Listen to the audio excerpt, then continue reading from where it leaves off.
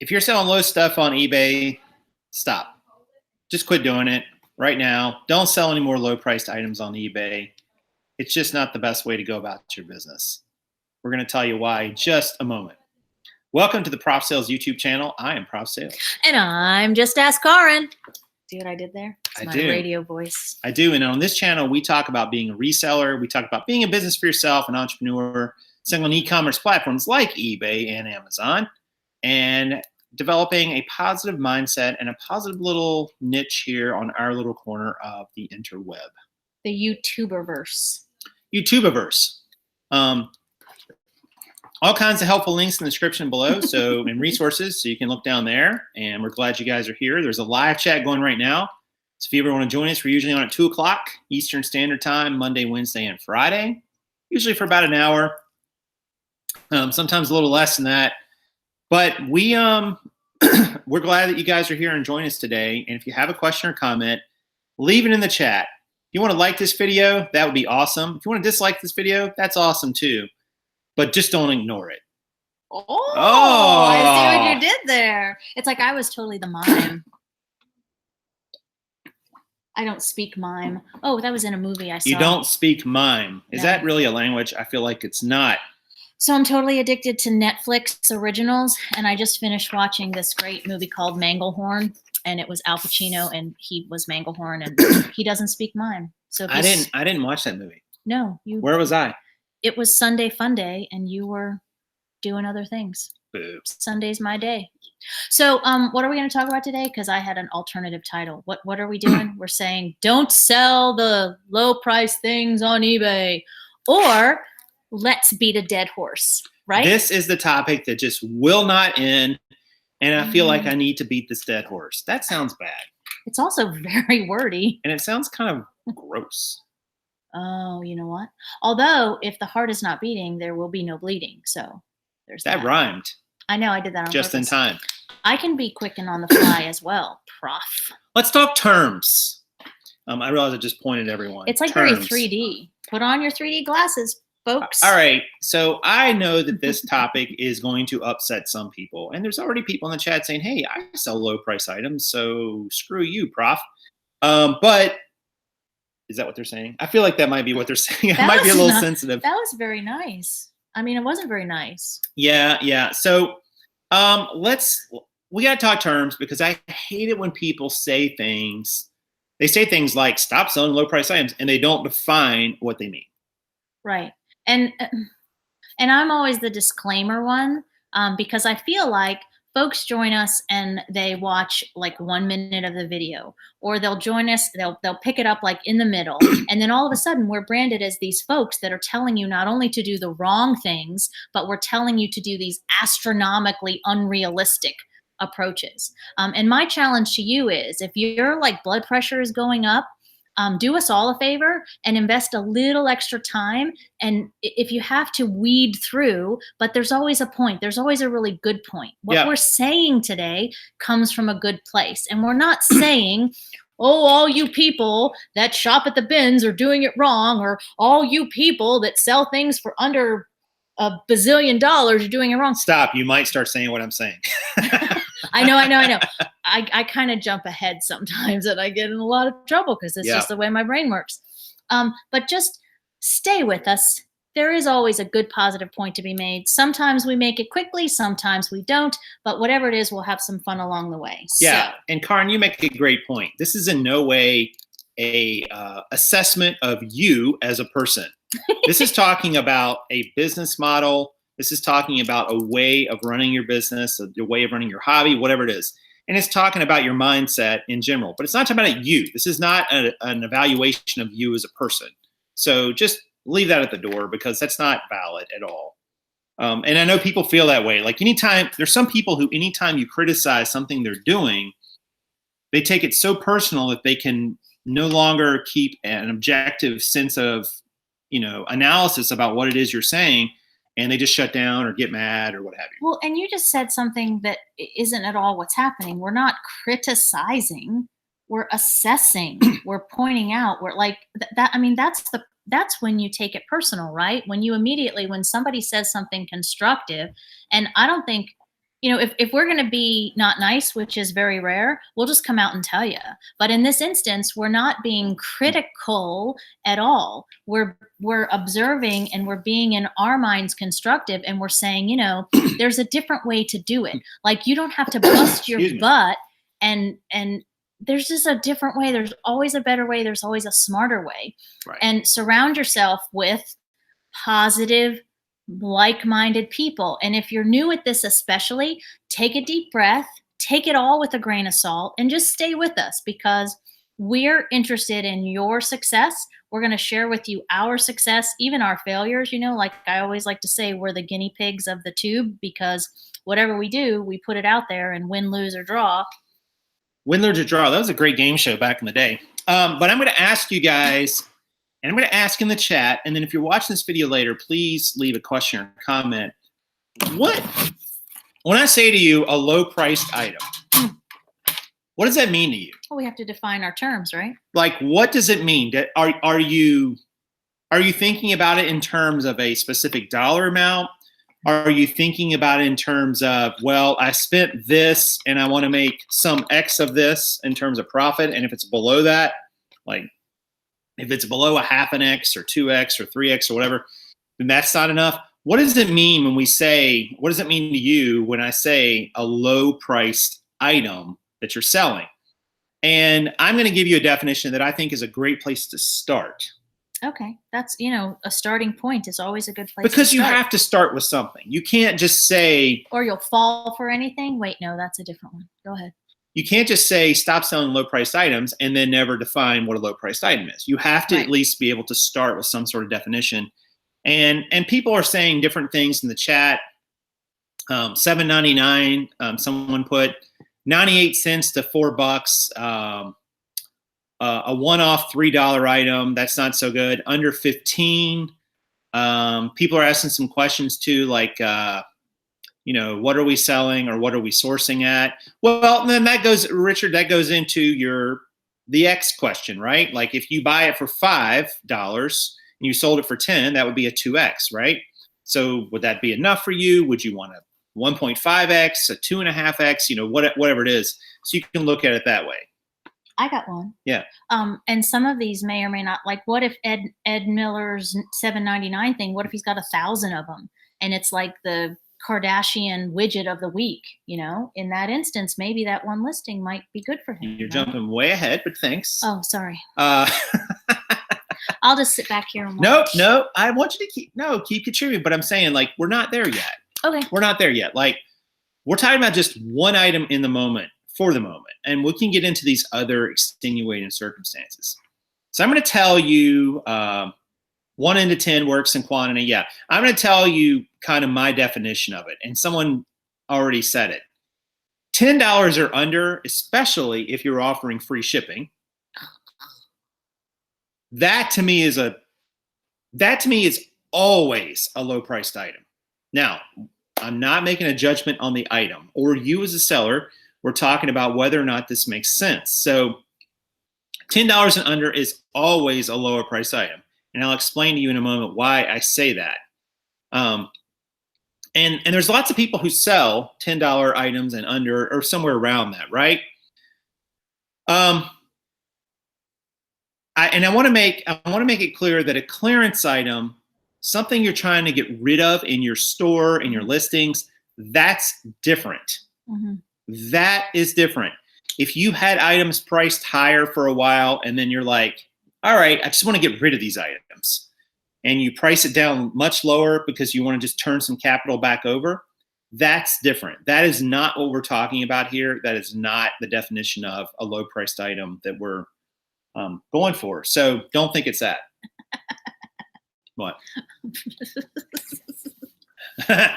Someone says, stop using the word you and people won't take it personally. Okay, hypothetically, people watching this video. That's a lot longer than YOU. Yeah, I can't say that. I'm sorry. Pronouns are good. All right, let's say Bob. All right, Bob. But then all the Bobs will get offended. And then people who aren't, and then females might get offended. And then people from another country who don't even use the name Bob might get offended. We're going to offend somebody, so I'm just going to use you. So that sounded even worse. It did. Good for me. use the word I. Let's just all put on our constructive All right. caps today. What? Here, let me tell you the reasons why selling a low-priced item you should stop doing it. You should stop doing it. We should stop doing it. There we go. I'm all inclusive. Or you could say, Kaaren. Hashtag we. Okay. So our time, I'm gonna see if I can convert all the pronouns. So our time, number one, is worth a lot. How often do we shortchange ourselves and we don't really give ourselves the value, the true value of our time, our VOT, one of the PROF sales abbreviations that we're so fond of. Saying yes to selling something on eBay means saying no, here's a thought, to other things. Lots of other things potentially, right? When you pick something up and you list it, you didn't list every other item in the world at that particular moment, right? You still could list some of them, right? But you said no to all those things. So saying yes to a low-priced item has a real cost beyond just, the item itself. Mm-hmm. You had to say no to other things. It's called opportunity cost, right? In economics. You lost the ability to say yes to other things in that moment because you said yes to this one item. You sold yes to selling Mr. Thingy. We're not selling Thingy. No way, Jose. So that's very important. Another reason that you should stop selling low-priced items. Many items will sell for higher amounts. I cannot believe how commonsensical that point is and how often we in the reselling community miss that point. And why do I know this? Because take any item that you want to take on eBay and do a search of sold listings and then sort them high to low. There is a range of prices. Sometimes there's an outlier at the top or two that's really high or significantly higher than the rest. Sometimes there's some outliers at the bottom, that are really low. But most items are they're gonna be somewhere in that range, right? They have to, by definition, there's a range. Why not price near the top? Mm-hmm.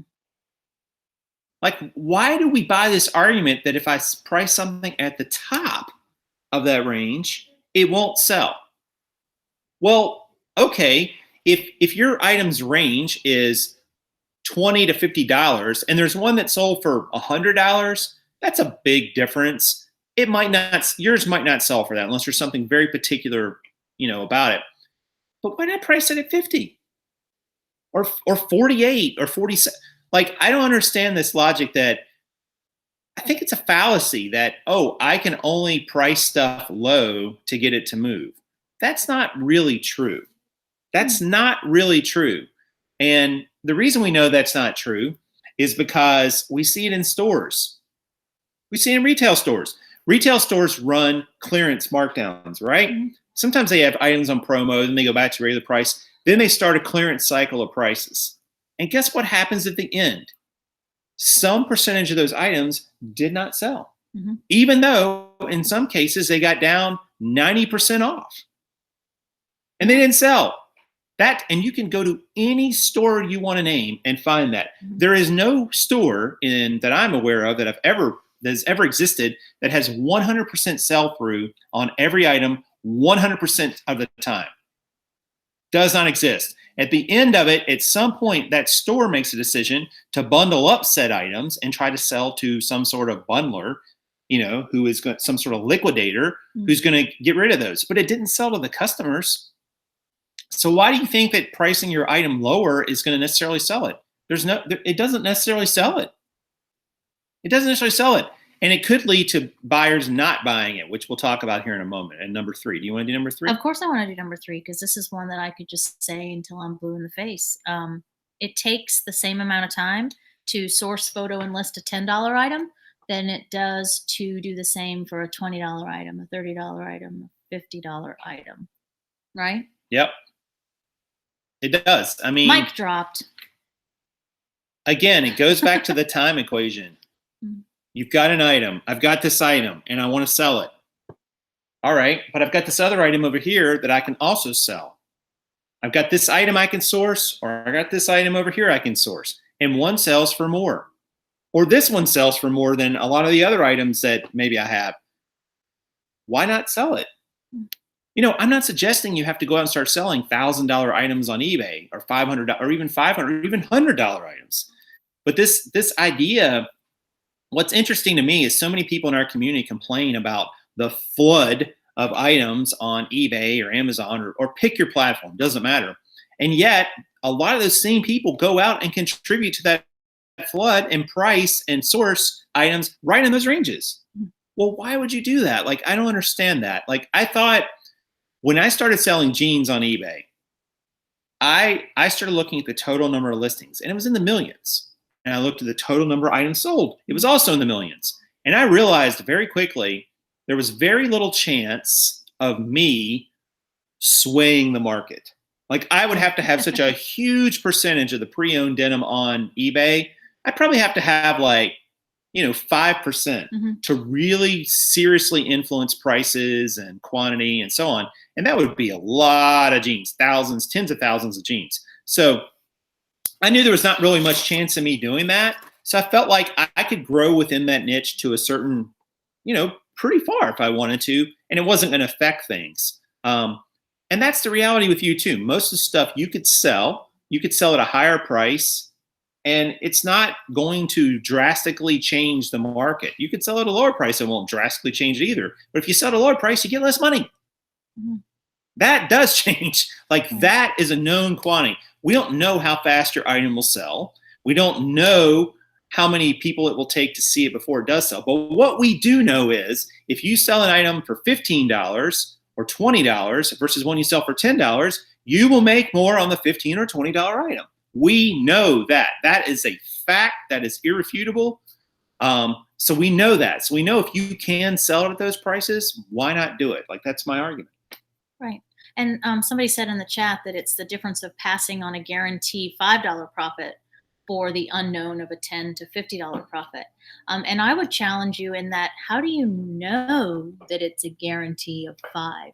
I think the only guarantee there in whatever we source, Sassy, is that it's less capital outlay on that cheaper item than it is on the more expensive. I think that's the only guarantee, because that's black and white, right? Yeah, right. We're either going to spend less on our sourced items or we're not. And I don't think any of us have our finger on exactly when and how those items are going to sell. I don't know that that's realistic. We don't. Is it your turn or my turn? I think it's my turn because you started number one. Number 4, you are hurting the overall selling price of that category of item for you and all the other sellers on the platform. You sell at a lower price. Now, you don't have the ability to sway that market. Most of us don't, especially when you're talking about clothing, because there's such huge categories and most of us don't have much of a percentage of listing. But you are incrementally hurting the price overall that those items are going for. Like eBay, you even see it when they suggest pricing to you. They're basing that on what other people have priced it at. And eBay even falls into that trap, because here's a little secret about eBay and their pricing suggestions. And it's the same suggestion that you'll see with realtors, believe it or not. Real estate's a great example of this. You may think that let's say that you want to sell your house, and your house is $200,000 you think it's worth, and you hire a realtor to sell it for you. And they suggest that you come in at $180,000. Right? Now you're automatically not so happy about that, because that's $20,000 of, potential revenue there. And you think, why wouldn't they want me to sell this house at $200,000 instead of $180,000, and they get a bigger commission? You're right.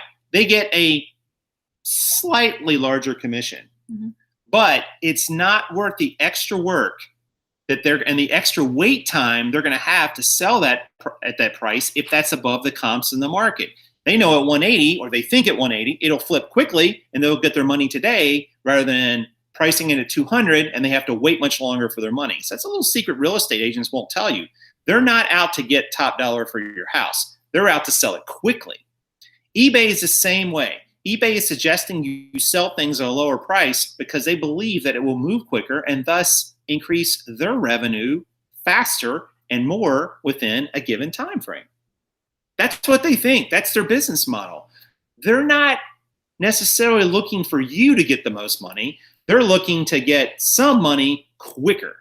Now, the problem with that is that doesn't necessarily put any more money in your pocket. In fact, it puts less. We've already said if it sells for $10 instead of $15, you make less. So you got to make up a lot of sales at that $10 rate to even equal that $15, that one sale you made. So you're pushing down that selling price when you list a lot of lower. You're contributing to it on a very tiny scale, but you are. I mean, that's reality. So and you have to accept that. Yeah. And there's just so much going by in the chat that I just want to like stop the train and say, what? Right. When are we going to do that? Are we going to go back to it when we're done here with this list? No, you're on number 5. Yeah. Right. But we're going to come back because there's some things that I'm like, couple more left. Well, what do you want to go on? Well, like that we're now in a warehouse, so we need higher volume and higher revenue because of the warehouse. No. That's not it at all. Let's assume that we don't even pay for this warehouse, right? We came to the conclusion a long time ago, even before this was even a possibility, that we were not going to make it on the model, on the path, on the journey, on the road that we were currently on. Like and we've said it before, like it's not enough for us to get by. You know, we're not in our 20s anymore. We have to be thinking about a kid moving off and going to college, our own retirement, our own whatever the next couple of decades are going to look like. So no, respectfully, our change to desire a higher ASP, our change to desire and value our own time more comes from, it's just not like it's a fact. It takes me just as long to list that $15 PS3 game than it did to list that book that sold for $90 over the weekend. You know, like it was the same amount of time, and look at how much more money I made. Like I think my little sales total right now is like $200, right, on my side, and half of that was one book. And it took the same time to do the one listing for. You would have had to list and sell 6 items at $15 even. 9 items at $10 to equal that one sale. Right. Yeah. You know, so I mean that's huge. So, and someone says, what if the stock is free, no sourcing? Well, obviously you're not paying anything for it, but you still are going to invest your time and energy to list it. Well, and I can speak to that. That's another one that I wanted to talk about or to address, because I have 2 different rolling racks going here. One is things that we pulled from my storage that have value and we're going to sell either locally on eBay. And one rolling rack has shoes and inventory that I paid money for that I need to list as well. Right. And even the things that are free, whether a relative gave it to me or it was a Christmas present from 20 years ago or whatever, it's still taking up my time, that valuable time that in every given day, I choose how to spend it. In every given day, that's the level playing field here. We're all given the same amount of minutes in every day. Right. So I can either choose to spend those minutes in the most valuable and profitable way possible, or I can continue on my gerbil wheel, I said it right, my hamster circle, my whatever, you know? So it's all about choices and how I spend my time. And number 5 is a great one. See, we kind of transitioned together, right? That buyer expectations of a lower priced item are often just as high as they are on a higher priced item. So in other words, you're just as likely to get an INAD, item not as described, or return, which further reduces the profit of the item. And I also want to add to that, like lower priced items, as far as the consumer is concerned, there's a perceived value element here that is not on the list. So I can add it right in here, right? Right. So there's perceived value. And I was looking at, I don't even know how I got on this page, but I was looking at some things that someone had sold, and they sold a lot of things, and they sold a lot of things for under $10. And not only did they sell a lot of things, so all I'm looking at is, you know, the volume of all the lower price things, but it was, say, a bunch of items under $10 with free return shipping. Okay. So let's say you have 50, 99 cent items that you're going to process, you're going to ship them for free, and you're going to take free returns. Like, how are you making any money? You're not. And how long does it take you in the morning? Like I'm shipping and receiving for prof sales, and it takes me, you know, a good half hour to get everything processed. Right. Right. So how on earth are you going to make any amount of money selling all those thingies at, you know, $1, $2, whatever, and still try to keep up with free shipping, free returns, all that stuff? It just doesn't make sense. Totally to me. agree. I mean, if you offer free shipping on an item that costs you $5 to ship and your profit was $5 and someone sends it back, you now have no more profit left in the item. Zero. You can never make profit on that item again. No, unless like the price went crazy, which it's not. And you're really having to, what is it? Something pay Peter to beg Paul or something. Rob Peter, pay Paul. That's it. Yes. Nice. I love it. It's just like get them sort of right, but kind of not exactly. Yeah, well, you know. Number 6, last official point we have here, which you guys are probably, thank goodness. I don't know what you guys do. I don't know what motivates you. I don't know why you do this. Like, I don't know why you sell items on eBay. Why are you doing this? What are you doing? It could be a hobby. It could be a part-time income. It could be a full-time job or, you know, business for you, whatever. Somewhere in between all those, something totally different. I really don't know. But I know for most of you, because I hear from you and you contact me. I've heard from you on my blog, I've heard from Facebook, from messages on here, comments. Most of you say over and over in some variation, well, I'm doing it at least partly to make money.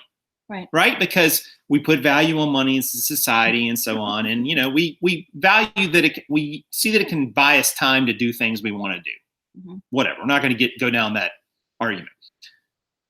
But if that is part of your reason that you're doing this to make money, if you're doing this to make a profit, which I argue you should, there's nothing wrong with that.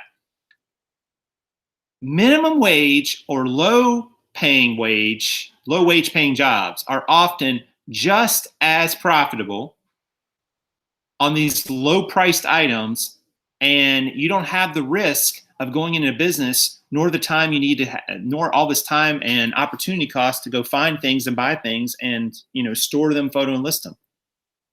You're not any better off. You're not any better off than you would have with other options, which don't require as much risk and are plentiful in most cases. So if money is a motivator for you, I'm not talking about return.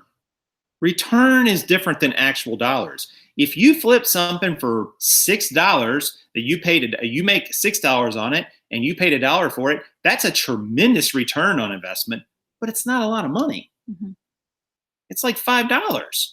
So it's not a lot of money for that. If you'd have bought it for $100 and sold it for $600, that would be amazing. Like that's a $500 profit on the item. If you bought it for $50 and sold it for $300, huge profit.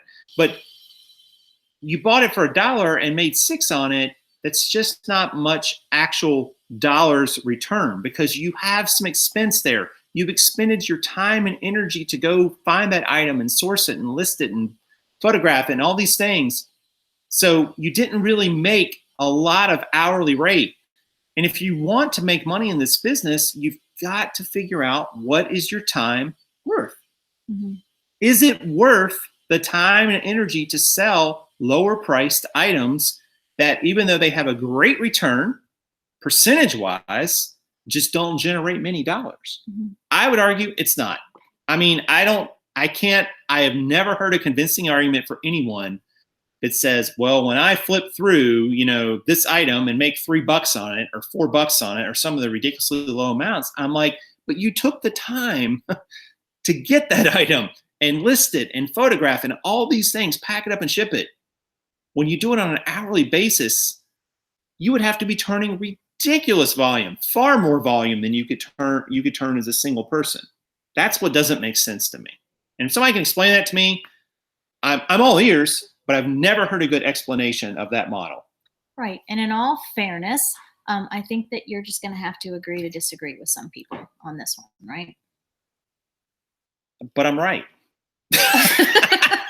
I mean, I'm not trying to be smug, but it's not me being right. It's just math at this point. If let's say that you're making let's say that you're having to source 100 items a month or 100 items a week to sell 20, let's say. All right. And you're netting $5 per item on those 20 each and every week. Congratulations, you made $100. Nothing wrong with that, but don't confuse that for much of a viable business model, because we think, well, I'll source 200 and now I'll make $200 a week. Still not really a lot. And now you've doubled your work. You've doubled your work to double your income, but it's not a lot of income, is my point. Because you're not going to sell all 100 of those in that first week or even that first month necessarily. You're going to sell some percentage. I'm giving you 20%. Maybe you'll sell more than that. Maybe you'll sell 50%, which is better, no question, but it's not a huge amount of money. That's what I don't get. Like when you really break down the math of it for a lot of these models that are based on these low selling prices, it doesn't make sense for the work you put into it. Well, and you know what, Adam, hello, and Kelly, basically Jason just jumped the shark, so you're going to have to go back and watch no, I'm just kidding. So Adam, this is good. So Adam learned that when he first started training for wholesale sales to retailers, that you put dollars into the bank, not percentages. And it speaks to that example you used, 1 to 6 versus 100 to 600, right? So great if you can make that 100%, but if it sits and it's a low money profit, then that's not what you're going for either, right? That's right. And people forget that. They buy things at a low price and want to sell them for a low price, but they forget that not all of them are going to sell. Make that go away. Yeah. So, I mean, that's, it's just one of these things, guys, where you really have to figure out what the value of your time is. And if you're not getting it, if you're not really maximizing your hourly rate on a lot of this stuff, then, you're basically working for not even minimum wage. Well, and somebody brought up BHFO. A couple of people have brought up BHFO. Right. In the big, huge eBay sellers sell mainly clothing. Yeah, that's not even, first of all, we don't recommend that you not play how the they comparison started. game. Do you know anyway. how they started? Yes, I know how they started. It's a wonderful story. But like, you can't compare yourselves, like the new, or even us in our big fancy warehouse. No, you can't compare to BHFO, because not only do they have 1 million employees, not 1 million, but they have a pretty sophisticated robot inventory system, right? And are they selling items for less? Yeah, but how many items are they selling every day? Thousands. Like thousands. Not even in the same ballpark. Yeah, folks. So, but let's remember something there too. When you scale a business to that level, or even to any level, you can accept lower margins when you can turn volume without more effort on your part. I would argue, though, on eBay, to scale, say, a clothing business, for instance, like a lot of us are in, you have to put in you got to put in just as much energy on the first item, and just as much on the 100th item, and just as much on the 1,000th item as you do any of the ones in between. But what you run out of is time. You run out of time. Like you can't go source 1,000 items a week individually picked yourself. Like to do that consistently and make it profitable, and with just you, no employees and no scale and no quantity of an item, no way. Like it's not possible. So that's what's different with a lot of those bigger sellers. Right, and I'm loving all the comments. It's Skynet, it's slave labor. It's just grand. Oh, I see. Yeah, everybody. It's yeah. Yeah, and again, I'm not suggesting you guys you have to sell $50 or $100 items. Not at all. But this idea that you can burn through like a bunch of like 10, 11, 8. We've seen some decent sized sellers lately with average selling prices of like $7 and $8. And I'm going, how does that make sense in any rational sense of the word? Not them. I'm not criticizing them. I'm criticizing that model. Like they learned that model from somebody else. They decided to do that, not because they were just born knowing it. They learned about it from someone else and decided, oh, but if they really stopped and sat down and looked at the amount of time, because that's all we've got. All we've got is time. That's all we've got that we can really, truly value and decide how we want to spend it. And I just don't think for most people that ever makes sense to spend it selling at lower average selling price items. Right. And our challenge is always just don't settle. Like, and also when we were talking about, we actually had a meeting to kind of get some ideas for shows in advance, which you guys know I like to do. I like to plan ahead. But just like everybody does it differently, right? And we respect that and we honor it and we support it. But each one of us is also in a different position. Like some of you have full-time awesome jobs and you have that healthcare plan and you have maybe more than one income coming into the house. Some of you are stay-at-home moms. Some of us are, it runs the gambit, right? As far as what we do and how we do it. So we're never suggesting that any way is the wrong way, but by golly, we are going to always challenge you to be smarter, to challenge yourself. Stop settling for the low-hanging fruit all the time just because it looks all, it's like this whole social media persona that a lot of people put out into the universe, right? It's like moms are only willing to show you when their kids get a straight A's on the report card or when they hit that home run or whatever. Right. Like, how many of us say, oh, my kid got suspended today for cheating on a test, or, my daughter punched another kid in the face and blacked her eye and blah, blah, blah. Like, we never talk about, we just want you to see all the sunny, happy stuff, right? Right. But it ain't all sunny, happy unicorns and rainbows, right? So just do your best. Always educate yourself and don't compare yourself to everybody else that you see out in the reseller universe, because everybody's got a different story. Everybody's got different motivation. And it was said earlier in the chat that you've just got to do you. You've got to do what makes sense to you and is comfortable. But what we're always going to shoot back and challenge you with is that do better. Like, stop settling for the easy way. Right. Because it's not always the best way. That's all. I'm off my soapbox now. I'm curious for those of you in the chat, or maybe even after this video post, if you sell low-priced items, like if whatever your definition of that is, we want to use our definition. I think $10 and under is clearly a low-price item, and I think you could even probably make that number a little higher. But what's your hourly rate? Have you figured it out? Like your true hourly rate. Well, tell them how do you, like, for somebody that hasn't, how do you do it? What do you put into the equation? I like to do it. Okay, you can't just go source, package up, source, photo list, and sell one item and say, well, that was my hourly rate. You got to look at it over all the items. So I think the best way to do it is, let's say you source the bins. Let's say you source at thrift stores, whatever. Really physically take the time to track how much time it took you to source those items. All of them. And time to source them means you look through 50 to find the one that worked. That's time to source, or 10 or 20 or how many of it is. Then photograph or quality control all those 100, check them over, make sure they're right, track that time, set a timer. Don't say, I'm going to estimate it. Just set a timer. Say, I'm going to start, and even if you got to do it in chunks, do it in chunks. That's fine. Just add up the time. Do the same thing with your photos, how long it takes you. Your same thing with your listings, how long it took you to list them all, and then store them away. That's the beginning. Now you've even got a little bit of time to pack and ship and handle customer questions. It's not going to be a huge amount per item, but it's something. And the way you can do that is you can say, well, how much time is it going to take me to pack and ship 10 items? And your next 10 items you sell, you can track the time. You can multiply that times 10 to get a rough estimate of how much it would take for 100. Add up all that time and then figure out how much you're likely to sell those for and in what time frame and what profit you're likely to get. And there's all kinds of sales calculators that will enable you to do that. And then just divide. Divide your total profit by the number of hours it took you to get it. There's your hourly rate.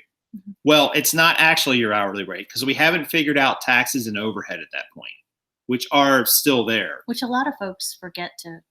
They don't even put it into the equation. You should probably throw 25% and take it off of that right away. Sure. Especially if you're self-employed. You absolutely are going to pay that.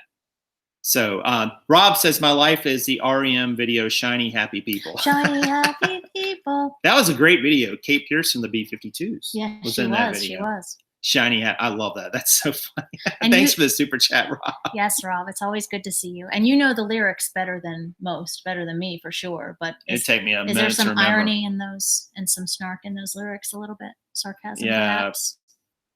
where the flowers grow, put it in the ground where the flowers grow. I can't remember all the lyrics to it, but figure out your hourly rate, guys. If you haven't done it, what are you waiting for? Like, because if this isn't worth it to you, like if your hourly rate is too low or so low that you don't think it's worth it, stop doing this and do something different. Either sell different things or go do something completely different. Like, that doesn't make sense. Like, I think with some people, I'm going to get in trouble for saying this, but never stop me. I think for some sellers, there's almost a sense of self-loathing that comes out in what they sell and what they're willing to accept. And that they're willing to accept just marginal, if not even below, even reasonable rates of return, reasonable rates of profit, of income, because they feel like that's what I deserve.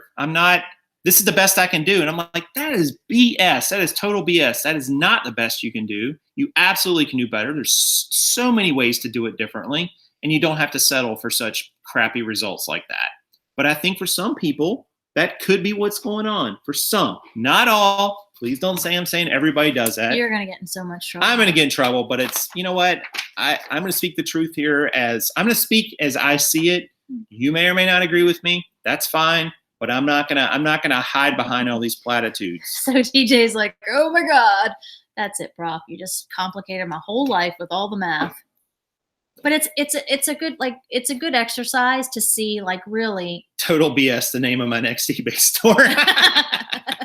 That right there is funny. Oh, fear and loathing in eBay selling. Ah, perfect. That'll be the next show, Hank. And as always, thank you to our awesome wrenches. Hank is in the chat house. Yes, chat thank you house? very much. Cat house? No, chat house. Yeah. And what's the lowest rate on that average hourly rate, guys, that you would take? What's your bottom? Forget about your top. Your top is virtually unlimited. That's the great thing about selling slightly higher items or even much higher items.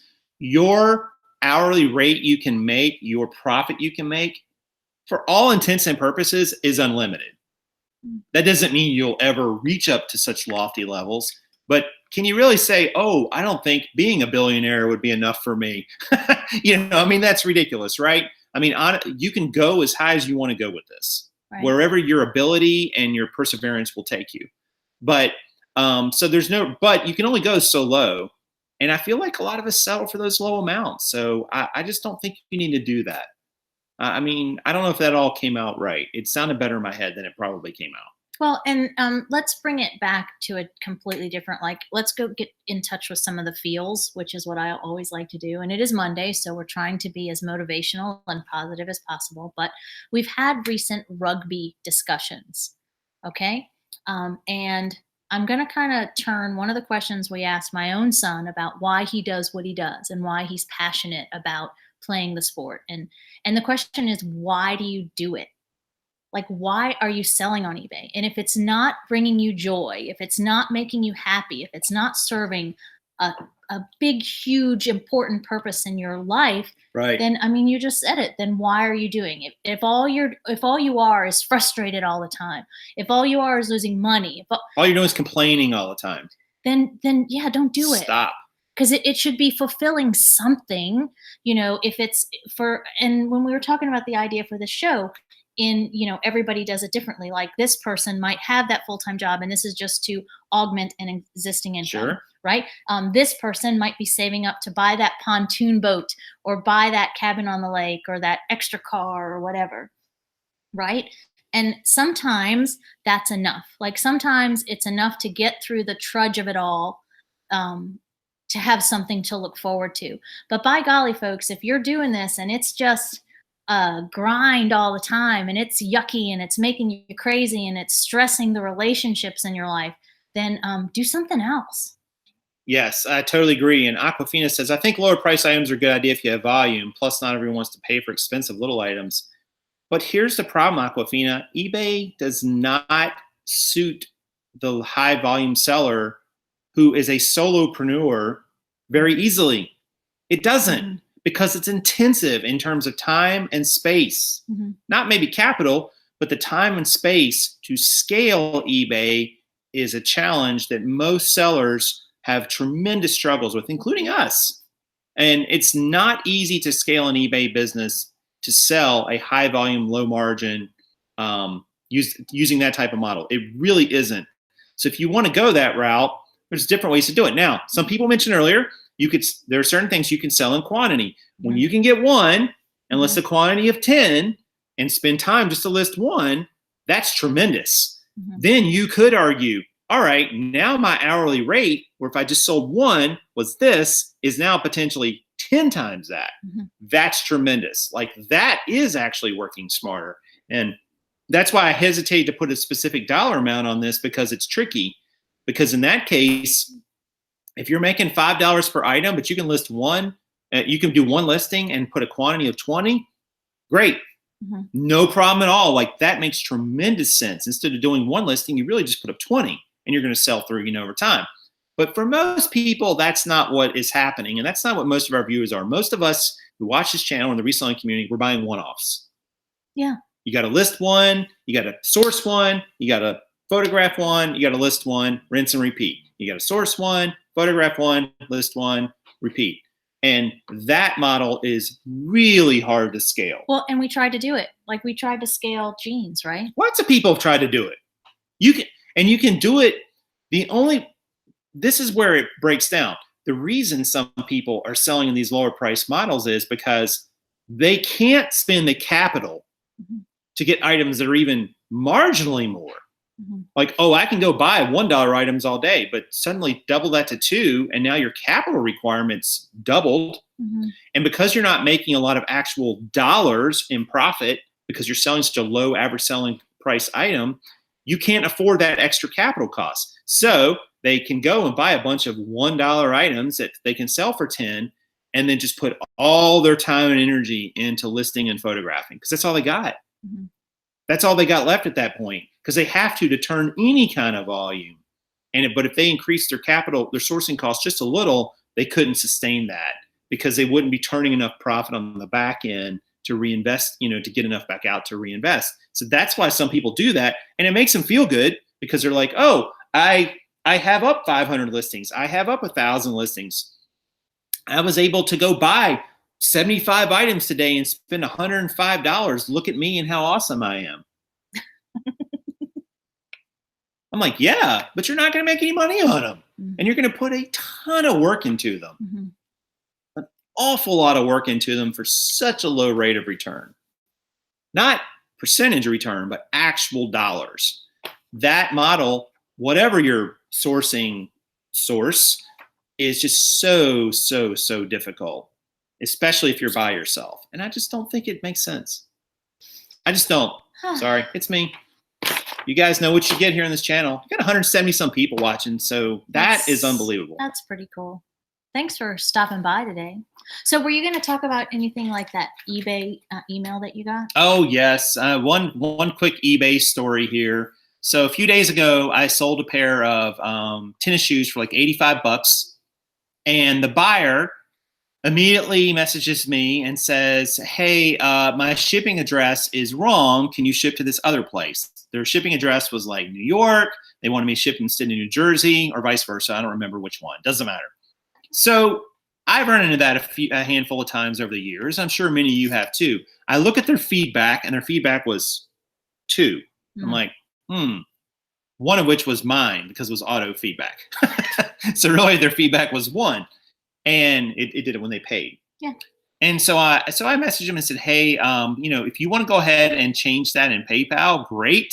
And we can, change the address, if that changed the address there. Otherwise, I can cancel this order, and you can rebuy them. And they're like, well, if you won't ship to that address, then I guess just cancel the order. I'm like, fine, cancel the order. Problem with buyer's address. That was the reason I chose, because it wasn't my fault. That was the buyer's address. Or you could have chosen at buyer's request. At buyer's request, but so I get a message from eBay. I got 3 messages, actually, emails from eBay. First time this has ever happened before. And it said, hey, we see that you recently sold this item to this person, that you recently had correspondence with this person, that there was a sale, a transaction. That person's account got taken over by someone else. And they recommended do not ship items to this person. If you already have, contact your carrier, see if you can get them to stop the shipment. You know, we have returned this account to the rightful owner. And I was like, whew, dodged that one.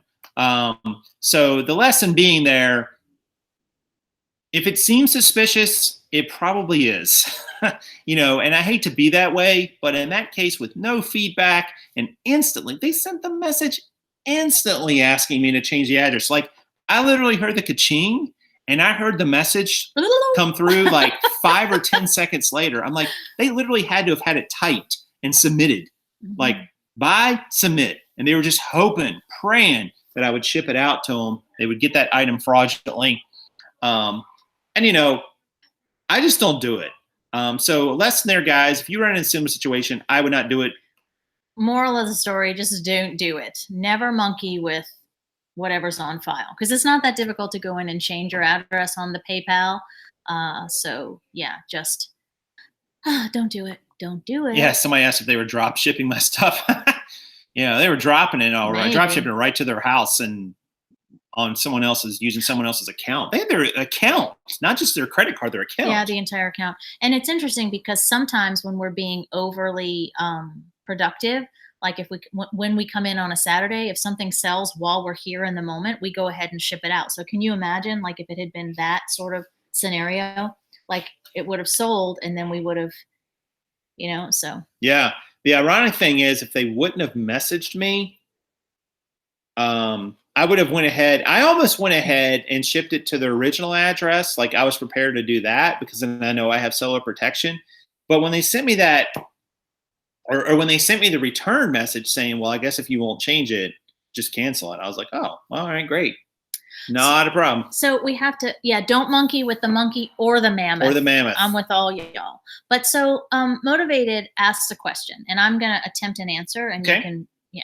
So bought 100 items for $25, would sell each for $5 a piece for $475 gross. Is that a good or bad idea? Well, if it's one listing for all 100 of the same thing, bonus, I think it's a great idea, right? But if you're having to list 100 different items at $5 each, I don't know about that. How long is it going to take you to process, list, research, and do all the thingies that you have to do? So if it's a bulk listing, I would say yay. If not, though, I mean, it's that time trade-off, right? Would you agree? Yeah, and I'm not sure why it's a $475. Oh, $475 gross before fees. We haven't talked about shipping yet. So let's assume that you took 6 minutes per listing, which is pretty quick, actually. The math. That means you've got 10 hours minimum into those items before you pack and ship them up. So you're going to need to even, at least another, I don't know, how long it would take you to pack and ship 100 items. Well, and hours, and we right? don't know. A few more hours. And we don't know if it's a one thingy times 100 or if it's 100 different. And that makes a difference, does it not? Yes. Right. But if it was 100 separate items, that's at least 10 to 15 hours to list. At least. And that's at 6 minutes an item. And that's assuming you can get photos and listings done in 6 minutes each, which is pretty quick. And you're right. You didn't account for taxes, overhead fees, and shipping. Are you charging shipping? Are you giving free shipping? Are you giving free returns? It matters. Right. Because you're going to lose another, 20 to 30% off of that $475 in fees and so on. This hasn't included overhead and shipping or taxes. So depending on your seller levels and discounts and all those sorts of things. So it's not going to be $475 that you get. Right. Well, they did say gross. Right. Right. I know they did. But we have to kind of get some more specifics on that, right? Yeah. So in a vacuum, it's very difficult to say, but it's not a home run. I wouldn't think. So Euro Extreme says 100 separate listings. That's some sweatshop wages. Exactly.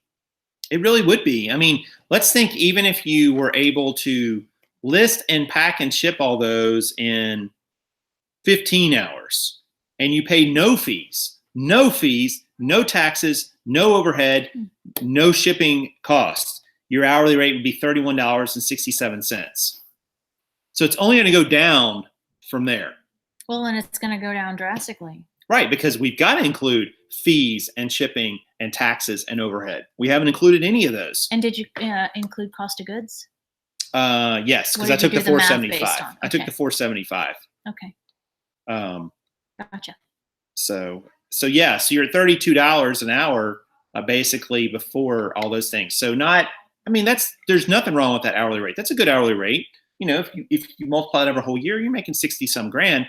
But we haven't taken out the cost. We haven't taken out the fees and shipping and overhead and taxes, which would reduce it a lot less. Sorry, I just flew water at your mackage. So sorry. Yeah. And Kaaren just says also you have to store all those. If they're different, you're absolutely right. You have to have space. And maybe we're talking about a card, a sport card, or a small postage stamp or something small where it's not going to take up a lot of space. And they're probably not all going to sell tomorrow.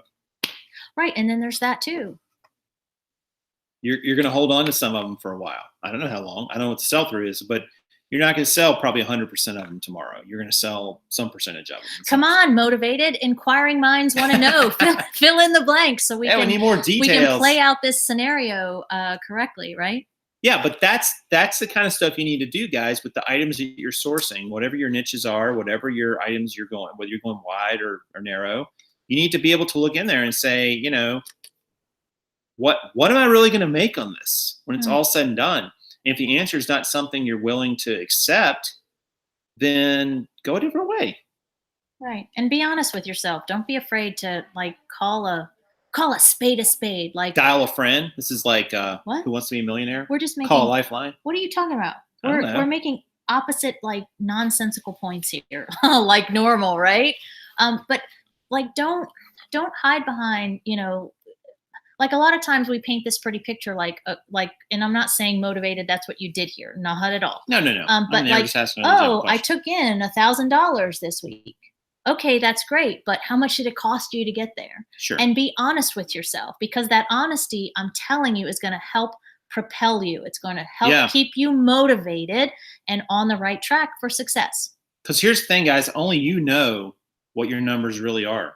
We don't know. You could tell us anything. You could say, "Oh, I'm going to sell them for $50 each. 100 items I bought for $5 each," and you could be lying, and we have no way to know. Only you know. So you're the only one who's really the true gauge of whether or not it makes sense, and you're dealing with true numbers and true reality. So keep that in mind. Just be honest with yourself about whether this makes sense. I think you're going to find that selling these low price items, when you really break it down, doesn't make sense, and it surely doesn't value you. Right. And I know you're probably wanting to close it out because we're at time, but Rogue Dolphin, I have to laugh. It's nothing personal, but the question is it worth it to sell old sport cards? And if you go back several videos, we just literally bulk sold a mountain. Thousands. It took literally thousands. Thousands. Because here's the thing. When you're talking about value of your time and sports cards, we finally just let them all go to a local collector of collectors because it would take so much time to go card Months. by card. Maybe years, maybe more. Because they were especially if you have no background in it, you're going to have to research every single card. Yeah, it just wasn't worth it to me. Those people who've done it for a while, they would know very quickly what would be worth something. And I was willing to pay less than, quote unquote, the top market value for that experience. Mm-hmm. That's what I'm paying them for. And next week, because I'm not going to be here for a lot of this week, but next week, Aquafina also asks about collectibles. I'm actually starting down a whole different collectible path, and that's what I'm going to sell. I actually have a bunch of collectible plates, and I have some collectible statues and things. So it's kind of, if it's something that people are collecting, it's a great idea, right? Because they're going to buy it. Just because you collected it, just like anything that you acquire, just because you liked it doesn't necessarily mean other people are going to like it, right? Beanie Babies. Not so much anymore. Not so much. Thank you guys for watching today. Check out the description down below, helpful links. We appreciate you guys here, and we'd love to hear from you. There's a link on there to my email on my blog site, and the reason I would like to point that out is because Luke and I are doing a show on Thursday nights where we take your questions and answer them live, as well as you have a chance to win a few prizes. So, but you have to send me an email before I know what your question is. And it's right there at jason@decidestartsucceed.com. That's a mouthful to say, but it's in the description of the video. Right. And hey, Rebels, smash the like button, Rebels. mateys. Well, rubber baby bubby bumpers. That's not even right. Take 3. Yeah, on that we have to end. As always, this is Just Ask Kaaren And Prof Sales saying good sales to you.